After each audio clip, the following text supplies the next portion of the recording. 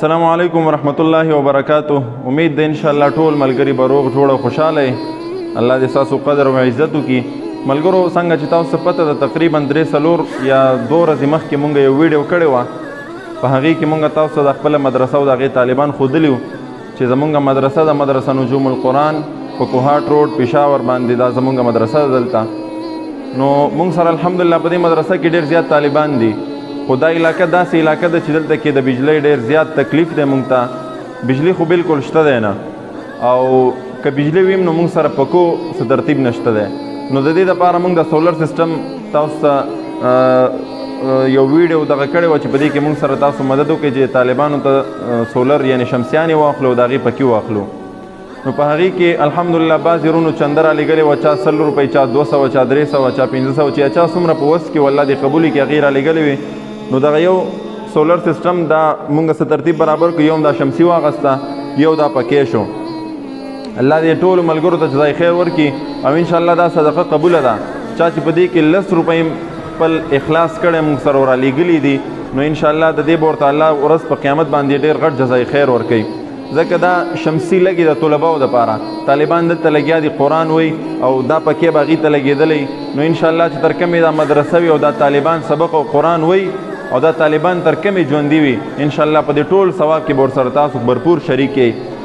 خو مسله دا ده اوس چې زمونږ مدرسه کې الحمدلله یو کلاس دغه دی، دا ورته وښایم، یو کلاس دا دی، څه ماشومان دلته ناست دي او څه الحمدلله 80 ماشومان دا دي. نو تقریبا د 100 پورې مونږ سره تعداد دی.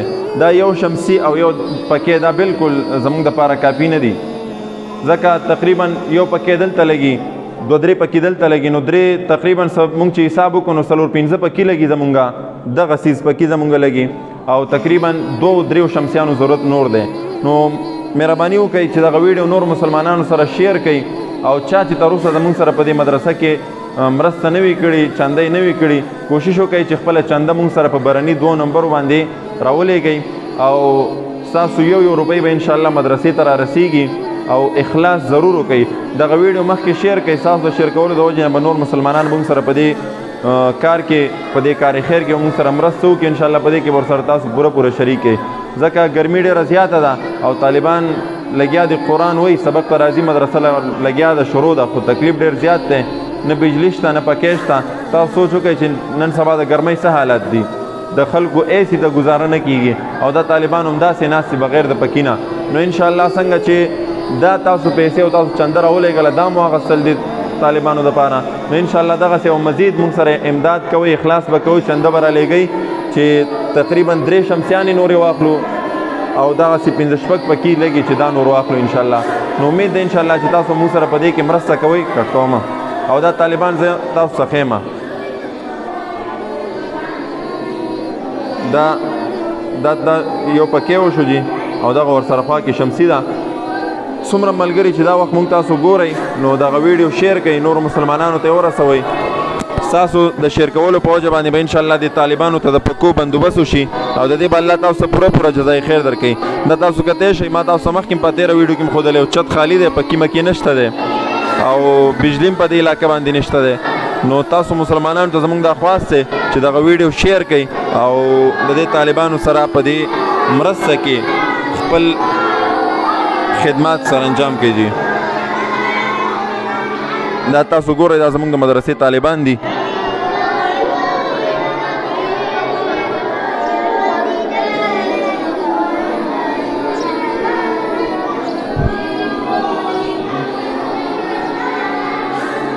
تاسو کتی شئ جي،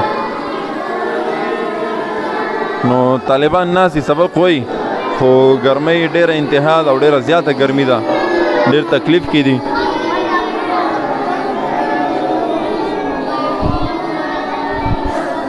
دا ماشومان زه تاسو اوس ښیم، دا واړه طالبان دي، ګلالي ماشومان دي، دوی ناست دي. سبق وایي شاباس، سبق وایي، دا تاسو ګورئ ناست دي سبق وایي، خو د ګرمۍ د وجې نه بالکل حالات خراب دی جي.